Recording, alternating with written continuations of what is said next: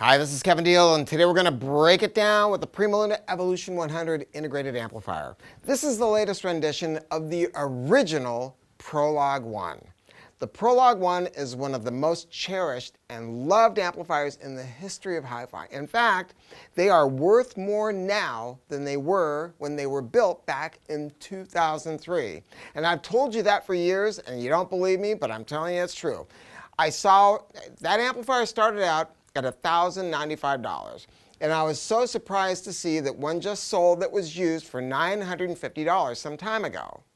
And I told you that they're going up in value. Well, one just sold on eBay for $1,750. Why is that? Because of the way that PrimaLunas are made, because of point-to-point wiring, and because of the transformers. And I'm going to break it down for you. And I'm going to tell you something. I'm going to compare this to an integrated amp that's made by another manufacturer that sells for $9,000. And I'm going to show you why. This is a superior product that is built better and will sound as good or better than that $9,000 product. Am I making things up? No, I'm going to show you why. True to PrimaLuna, this amplifier uses a toroidal power transformer. Toroidal transformers are the gold standard, but very few manufacturers use them because they're just too expensive. But toroids don't radiate any noise. In fact, they radiate 1/10 of the magnetic field that a regular EI or C-core transformer radiates. So that drops the noise floor. Not only that, they have an 8-to-1 reduction in mechanical noise because they don't have an air gap. But PrimaLuna takes that toroidal transformer and takes it even further because they've done two things. The transformer is mounted in a non-microphonic resin, and then it's placed into a mu metal can. Again, don't worry so much about power. A 36-watt PrimaLuna amplifier will outperform a 100-watt tube amp from any other manufacturer. And I'm not kidding you when I say this. It's not about power. You don't want high power from a tube amp because that means they're running high plate and screen voltage, and that means a shorter tube life. People are always afraid. They go, tube amplifiers are a hassle. They are not a hassle. When you buy the wrong one, it's a hassle. PrimaLuna only runs 417 volts to the plates. No company is going to tell you what they do because they don't want you to know because it's bad news. Run low plate voltage, run low power. But to get dynamic range is the difference between light and dark and loud and soft. So drop the noise level, and that's what they've done with this power transformer. And if you want good bass response, you don't get it from watts. You get good bass response from bandwidth. And in a tube amplifier, that comes from the output transformers, period. Some of the worst bass I've ever heard is from a pair of big monoblock amps that had crappy output transformers.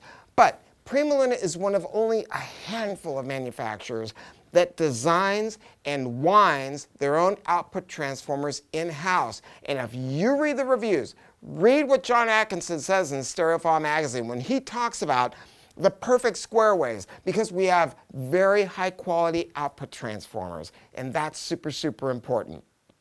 Now, let's talk about adaptive auto bias. Some people think that adaptive auto bias is about convenience, and it's true. You don't want to have to get out a multimeter and a screwdriver and have to mess with stuff.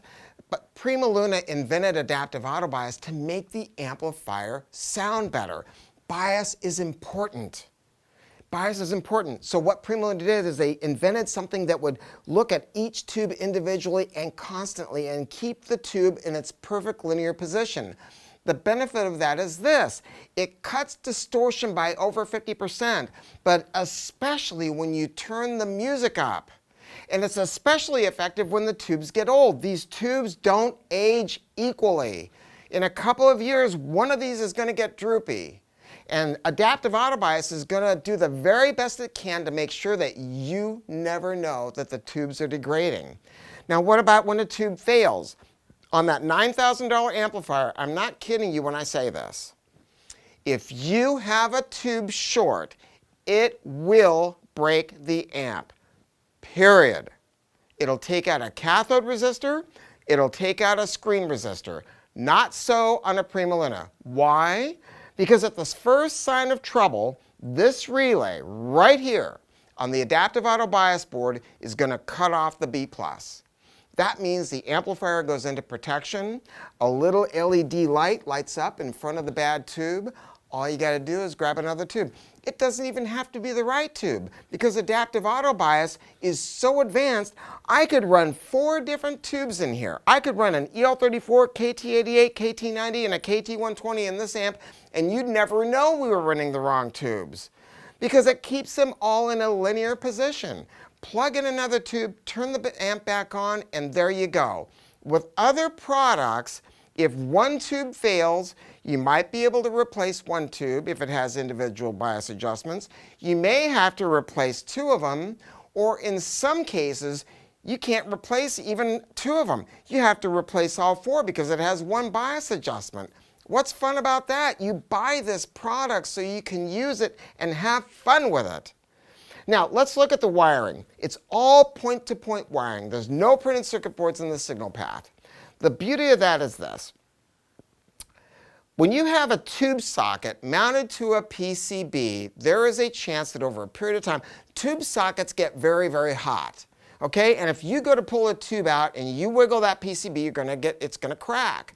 Show them a picture. I want to show you a picture of what it looks like when you have to put Band-Aids across printed circuit boards. The other downside to printed circuit boards in the signal path is many times the copper traces are not that heavy. So you're not going to be able to, just do a good job. So that's why this is all hand wired with point-to-point wiring, and it is world-class quality. All the tube sockets are ceramic. They're all on ventilated jacks bolted to the chassis. So when you take out a tube, it doesn't hurt a damn thing. Let's look at the volume control up front. On that $9,000 product, the volume control is a chip. Now, you can do a good job with chips. There are electronic volume controls that are very esoteric, that you'll never know they're electronic. It can be done. But on that other amp, the volume control is $2.50. This is a motorized Alps blue velvet potentiometer. Why does PrimaLuna go to that expense? Because they don't want something that sounds like a chip. Chips can, and oftentimes do, have a slight electronic sheen to them. And that's not what you want in a tube amp because you're looking for the glory of tubes and that analog warmth. So that's why PrimaLuna goes to this expense. But the blue velvet's the gold standard in a motorized pot, and it costs a lot more than $2.50. That's about a $50 part. On the side, you're going to see a tube selector switch. You can run any tubes in this you want.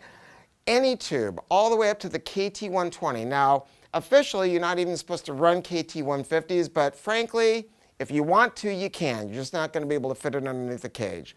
So it is built to run any tube that your little heart desires. I want to show you something else.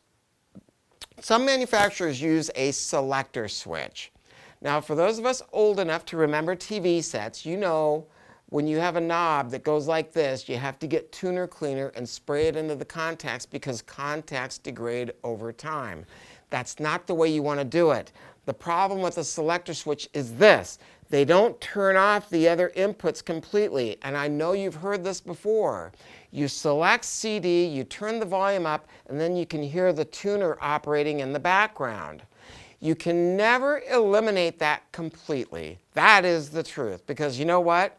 Signals can literally radiate in the air, but you can reduce it and almost eliminate it if you do what PrimaLuna did. Instead of a cheap switch up in the front, there's a controller board right up here, and in the back, these are relays made in Japan by Takamasawa. That's a division of Fujitsu. They're guaranteed for 50,000 openings and closings, and they're hermetically sealed. What's cool about that?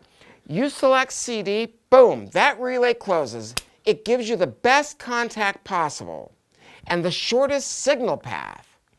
All the other relays are left open so there's no way for the signal to leak in. And you're also going to see that it's behind a shield right here to help protect it from anything that is being radiated by any of the transformers or by any of the other circuitry. It's all about the details.